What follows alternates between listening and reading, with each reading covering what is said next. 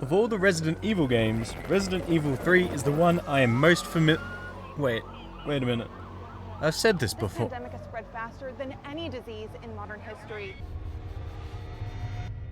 Commitment, honesty, integrity, these are the core values that create the foundation for Umbrella.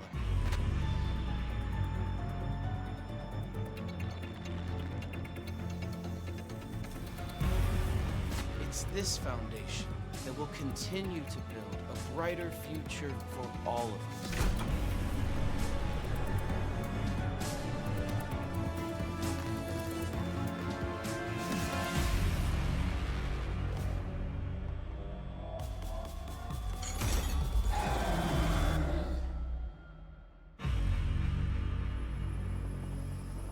Resident Evil 3 is as much a sequel to Resi 2 as it is to the first game, with the focus on Jill, a returning protagonist,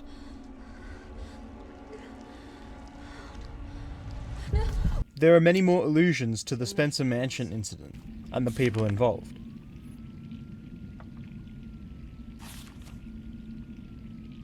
In fact, this game's tyrant, Nemesis, has the sole purpose of eliminating Jill and any other surviving STARS members,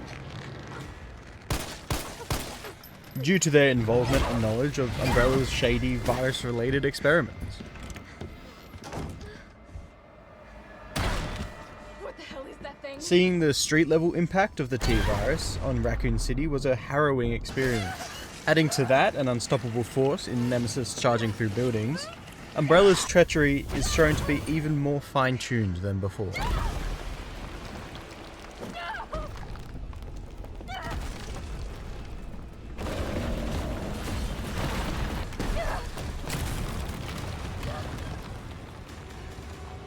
This does bring an interesting story beat, as we know from the very beginning that Umbrella is evil as heck.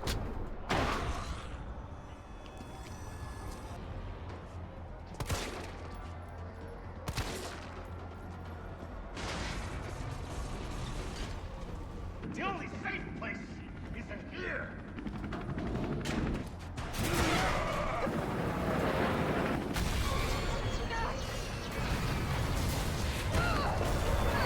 However, instead of going through the steps to discover this fact, we instead have to try and convince fluffy-haired Carlos Oliveira that he's working for the wrong side. She is an elite operative of RPD, Special Tactics and Rescue Service. Her name is something Valentine. All right, Super Cop. Here you go. We can use this to stay in contact. I know what a radio is. To me, where the first game had the perfect atmosphere, and the second game had perfect enemies, Resident Evil 3 has perfect character interactions. Jill tries to remain optimistic and altruistic, which would typically come across as naive in a zombie outbreak story, but she's just as badass as ever, so she gets away with it. This personality clashes in every way with the game's human villain, in an interesting, melodramatic sort of way, He might have been infected. and also means she befriends most of the survivors she meets, building a formidable group of allies with varying degrees of effectiveness.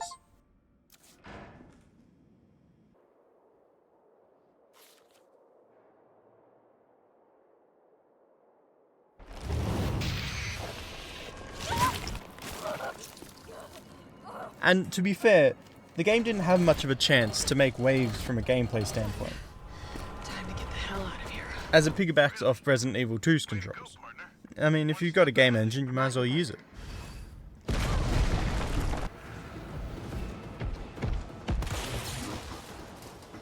The only new thing is the ability to nimbly dodge enemy attacks, which did come in clutch and added to the action-y genre vibe. And to whoever decided to have an enemy that can insta-kill me, I'm watching you.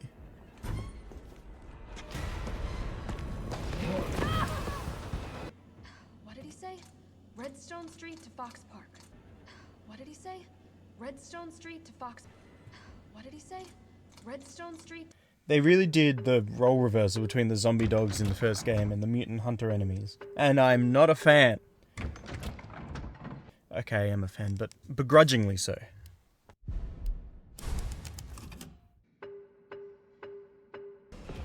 The main gripe people have with this remake is its brevity in comparison to the 1999 version. As someone who hasn't played that game, I gotta say, it was pretty short. However, for the sake of accessibility, and with the hindsight as to how the franchise plays out in future, I don't necessarily view that as a bad thing. It feels like watching a recap and plays almost like an arcade game, especially at the beginning. It really is just a game without enough time to settle into its own tone. Especially given the big jumps in time where characters are travelling across the city or resting unconsciously in a room somewhere.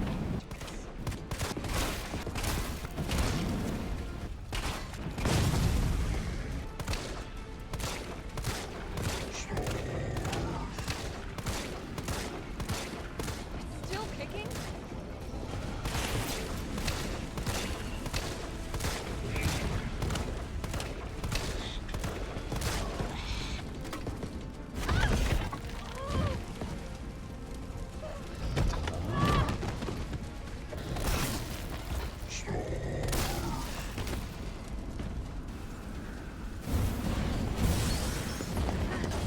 It just skips over the fact, and we want more. More, please.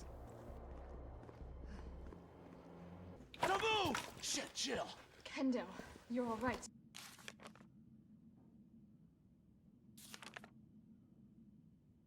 It's spoiler time. Me spoiler time.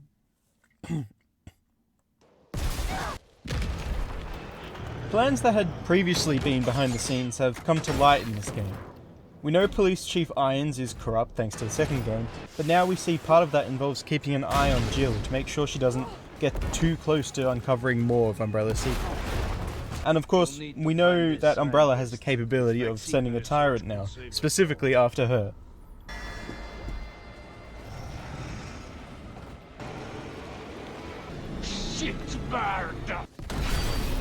There was also a lot more information about how the outbreak started, or at least the timeline of how it spread. Small cases of cannibalistic assaults, then becoming a repeated pandemic within the Raccoon City Hospital, until eventually it was out of control and we experienced both of these games.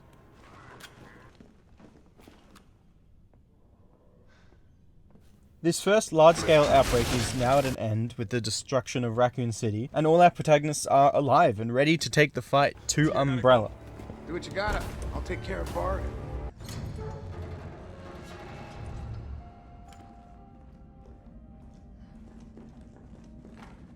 Carlos? Jill Valentine. Jill begins this game in an interesting spot. 2 months after the events of the first game, we see evidence of her taking a plethora of medication to ease her trauma-induced hallucinations, while also working hard to uncover how deep Umbrella set their roots within Raccoon City. It's difficult to imagine the dread Jill must have experienced, seeing zombies roaming the streets, though her mind was probably in survival mode after so narrowly escaping Mr. Rubbishbag Nemesis. While that trauma may never go away, it is awesome to see her wholeheartedly embrace the mission to take Umbrella down.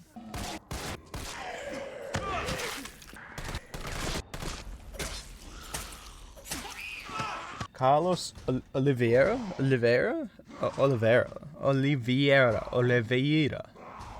Carlos. Carlos has a sweet heart, but working for Umbrella is just a bit of a red flag. He believed in the false mission he was given to save surviving residents. No, not the evil ones from the title. Of Raccoon City. And he did his best to do so while being actively sabotaged. By the end of the game, he realized Umbrella might just be the bad guys. So he, alongside Tyrell, good man, turned their attention to finding and replicating a dose of the vaccine.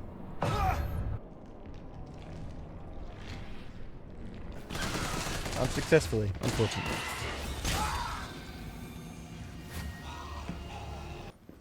Flying that helicopter with a citywide thermobaric explosion behind them is the last we see of Carlos. But I, for one, would be very pleased with an Oliveira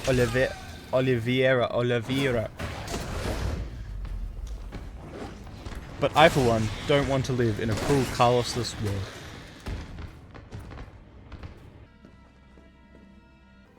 Nikolai Zinoviev. Frickin' hell, these names!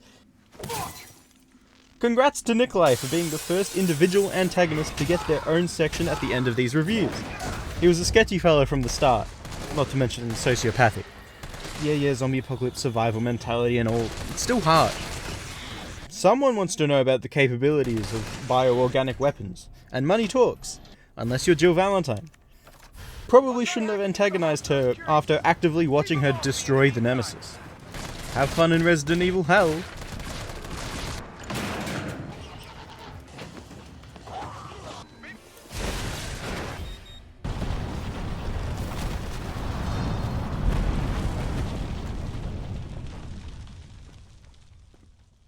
The missile strike on Raccoon City will occur in just hours. The payload is designed to eradicate all biological material.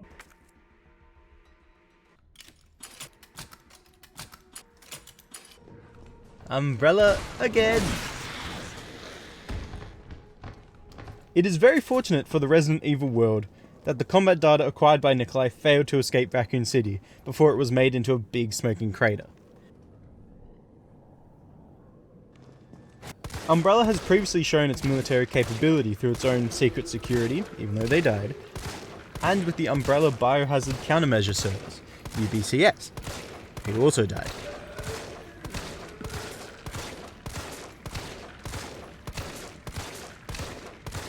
But their bioweapons are shown to be more advanced after each installment.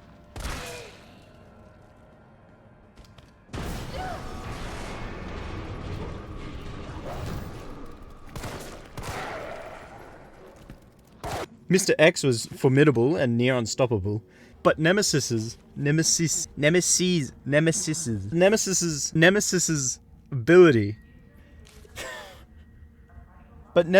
ability to wield weaponry and its adaptable mutations make it a far more menacing foe.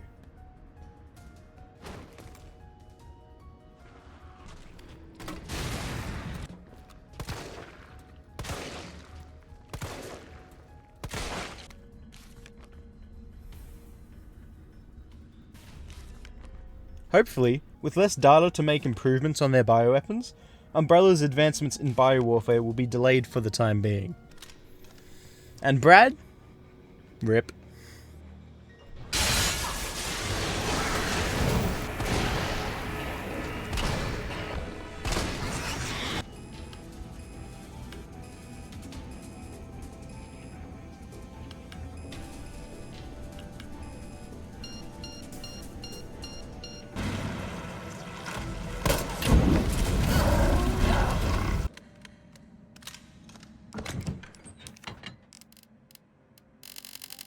What do we have here?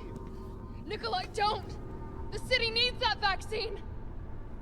More than I do.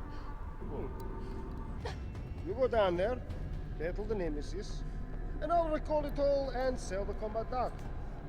Put on a good show, and maybe I don't need the vaccine. Agreed? Good. Yeah!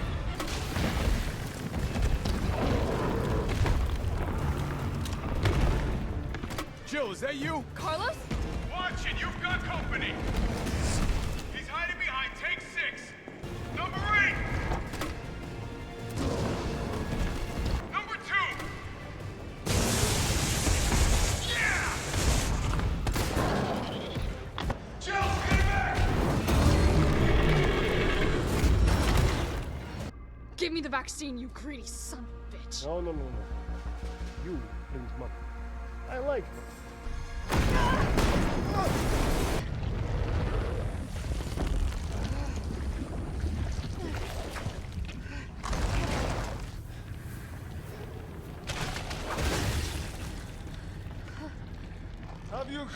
Have you ever seen anything so incredible? The data on this would be worth millions. But you can't put a price on life. Good luck!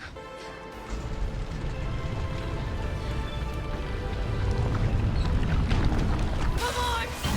Next time, take the fucking hit!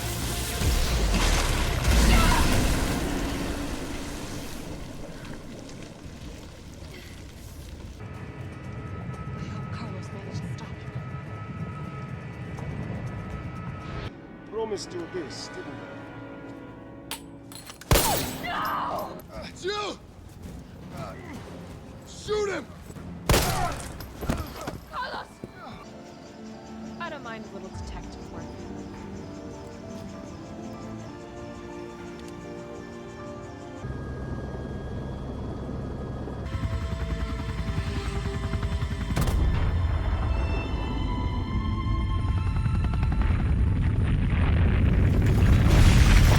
Thanks again for listening to the review. Do all the normal stuff, like, comment, subscribe.